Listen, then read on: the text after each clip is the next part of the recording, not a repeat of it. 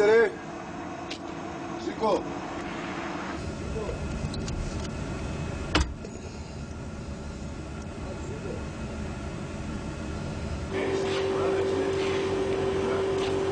Η Ευρωπαϊκή Ένωση από τότε που ενώθηκαν τα κράτη, σαν αυτοκίνητα έχουμε λίγο ξεκουραστεί. Δεν έχουμε τις διατυπώσεις, τα τυρ, όλες αυτές τις διαδικασίες που είχαμε παλιά στα σύνορα και πιστεύω ότι όσο η Ευρωπαϊκή ενώνεται είναι καλύτερα για όλους. Οι ανατολικές χώρες ίσως όταν μπουν στην Ευρώπη να αλλάξουν πολλά πράγματα και το ευχόμαστε αυτό φυσικά. Η Δανία είναι μια χώρα ήσυχη χώρα, νομοταγής ανθρώποι και εργατική.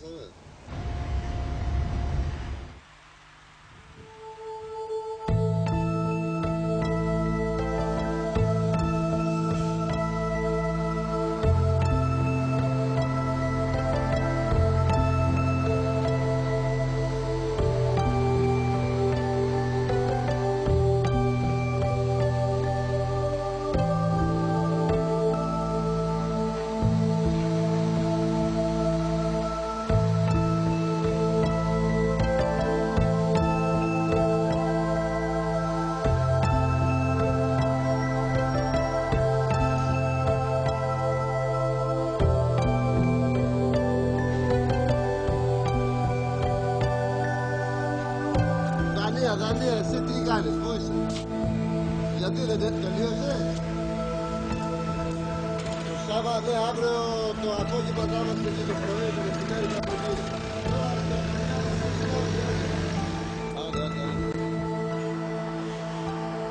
Η μονοτονία είναι...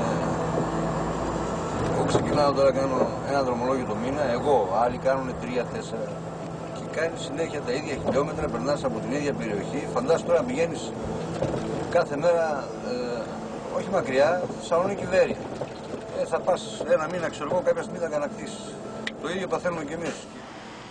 Το τιμολόγιο το έχω και αριθμό, έχω και τα πάντα και ημερομηνία. Ναι. Έχω σβήσει ήδη την επιστροφή της πίτας, έτσι, και αναγράφεται επάνω το φύλλο. Αλλά θέλω να μου στείλεις ένα πιστωτικό.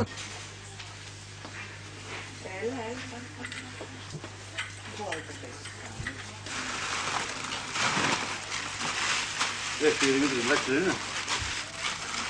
Μεγάλος είναι αυτός, Εκεί στη Δανία έχω ένα φιλαράκι τον Κάρλ, πήγαμε να ξεφορτώσουμε και έπαιζε ένα παιχνίδι Άντερλεχτ με την τοπική ομάδα. Είπα να πάμε παρέα με τον Κώστα, ο Κώστας είναι βαρύς αυτά, ήθελα να πάει βόλτα στην πόλη και έτσι πήγα εγώ με το φιλαράκι μου, τον Κάρλ.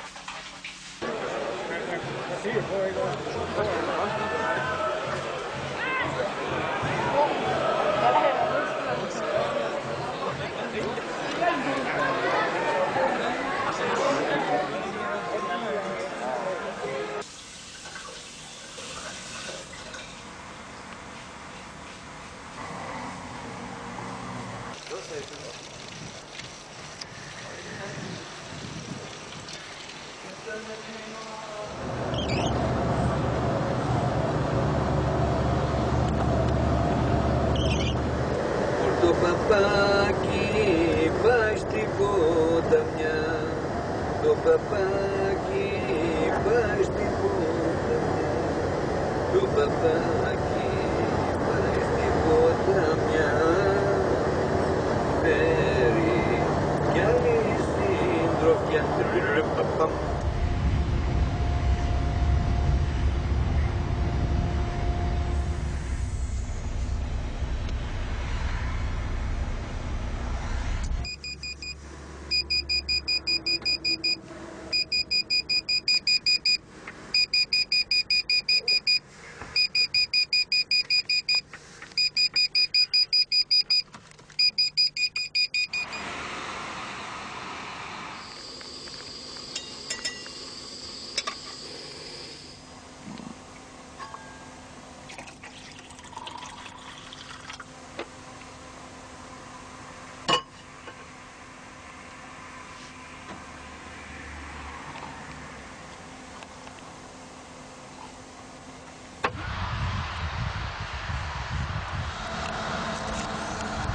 Κάνε κρύο ρε.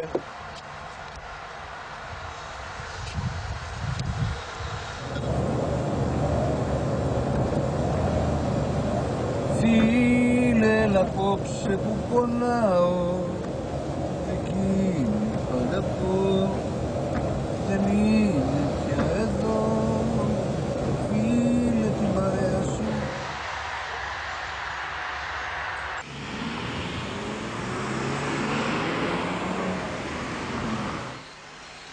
Έχω ζήσει σαν φορά περισσότερο τη Γερμανία, γιατί εκεί ήταν οι συνδέσεις μου, εκεί είχα τα περισσότερα φορτία.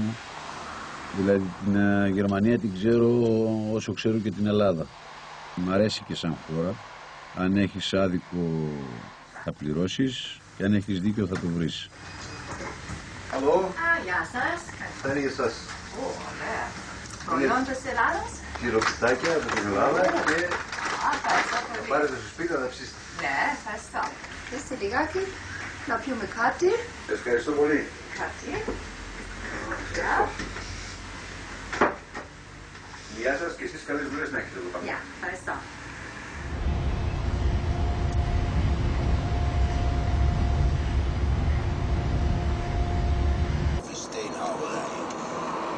Ολλανδία, εργατική και αυτή νομοταγής. Αν θα ρωτήσεις κάποιον μια διεύθυνση, είναι η θέση ή με τα μάξι να σε πάει ή με το ποδήλατο να σε πάει, να σε δείξει και αν είναι κάπου κοντά.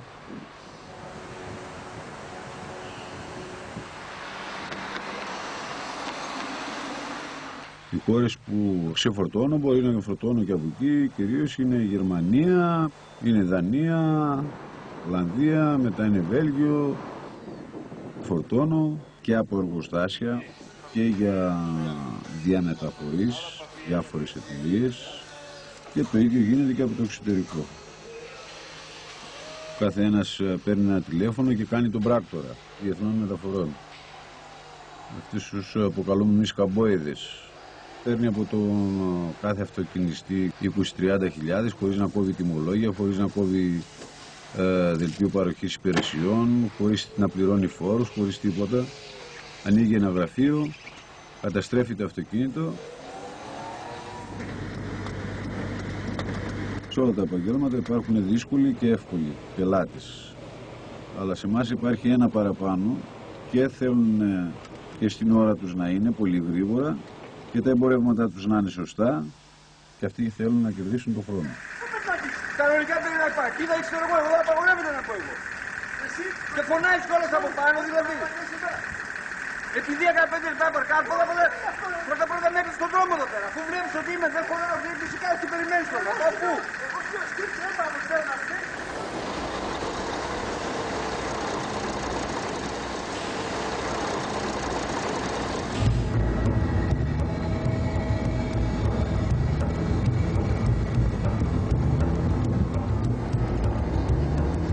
Ο μεγάλος αγώνας είναι φορτώνεις, από εκεί και πέρα έχεις κλεισμένο καράβι την τάδε μέρα, υπολογίζεις, παίζεις με τις ώρες, παίζεις με τα λεπτά, να προλάβεις, να μην χάσεις το καράβι, την επιστροφή σου όταν έχεις από Ιταλία.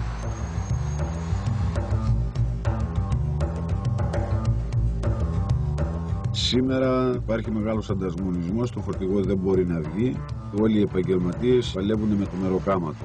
Ανθρώποι που ήταν νοικοκυρέοι που δεν χορτούσαν, σήμερα όλοι οι αυτοκινηστές είναι χρεωμένοι για να έχουν καινούργια αυτοκίνητα ή να έχουν συντηρημένα αυτοκίνητα. Η οικονομία έχει πάρα πολύ αλλάξει, έχει βγει για το πλαστικό κλίμα.